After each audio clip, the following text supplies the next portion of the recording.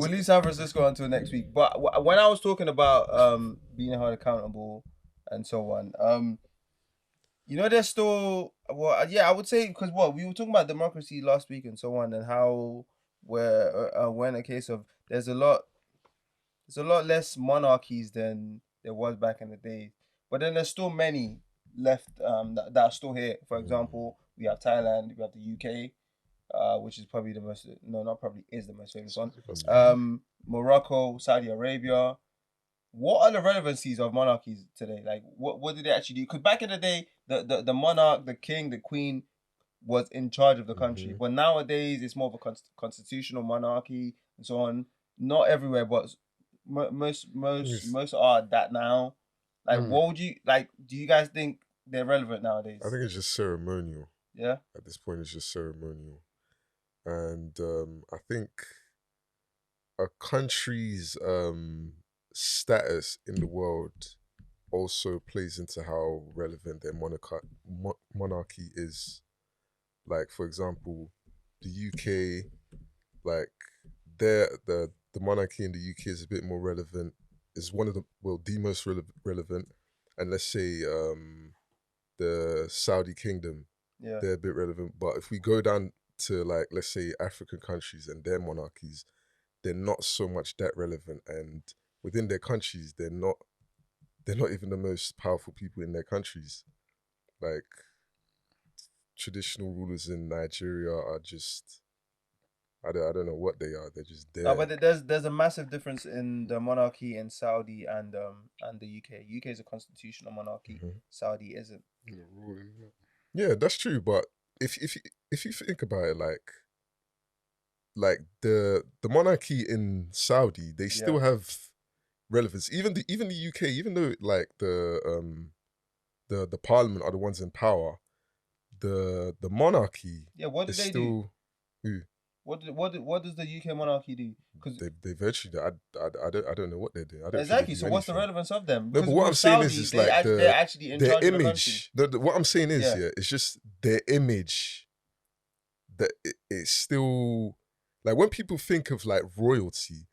Like, in everyone's mind, you'll think, okay, the monarchy of the UK, like their history, like a lot of that. That's what keeps them relevant. It's not because of what they're actually doing or how they're governing the country. It's just more so of their history and the clout. That's what that is. And then African countries, what? Well, are monarchies relevant? Yeah, I think they're relevant. Why? I think for me it's just about bloodline, really. When you look at monarchies, they're usually descendants from business of blood. They usually trace back their lineages like thousands of years. I guess there's a reason why they do it, but I don't know it from my perspective. But the relevance is just something that I think the common people won't understand. And I don't understand it, but I definitely think it's relevant. Okay, I'll give 3 points. So monarchies are relevant and hold sway on many things. So, for example, a monarchy can't be influenced or by money, media, and political parties the way political parties or governments can be. They essentially hold the country back from civil war at times because it's a stable figure, and then also prevents emergence of extreme forms of government in the country by fixing a form of government. You know what I'm saying? So, for example, how Parliament was created and so on, instead of there being multiple, or maybe not even multiple, an extreme faction of a government. For example, like in Spain, when you had Francisco Franco was leading the country, and he was a dictator at that point. But that's what we were told anyway. Well, we didn't really get an answer from you. Are they relevant? Yeah. I do think monarchies are relevant. I think what Larry said, I think because of bloodline as well, that does hold a lot of weight. Yeah. Maybe the normal person may not understand, but I do. Yeah. Especially the ones over here, back to Moses' point, I think why our ones in the UK are relevant is because of the historical factor. Like, they have such a vibrant history. Do you believe they're lizards? With me?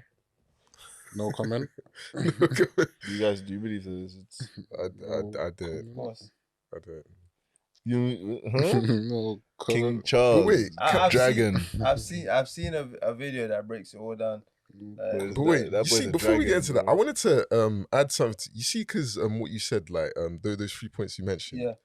like, wouldn't you say, like, if, like, depending on how well a monarchy does those things, Yeah. that may dictate whether how relevant they are. Yeah, no, of course, definitely. Yeah, I would say so. Yeah. Because and if you think about it, like, if we think about the monarchies that are even about today, which of them actually are hitting on those points? Like, would you say that the UK monarchy are hitting those points? Yeah, no, definitely. Because think about it, like for Okay, years. then what about African? Yeah, that's another story. Yeah, That's the thing, because for years, there's the whole there's the island of Northern Ireland. There's England and Scotland. Exactly. The Queen was the one keeping like England, like the people subdued and taking all the bull crap. Because the moment like she passed, the people they're getting a bit more restless. But the people love the Queen so much. Yeah, that she they asked forgo because everything. I remember that keeps there was them a united, couple innit? of people saying, in Scotland they were saying that King Charles is not their king. Yeah, And so on and so so on. Yeah, so like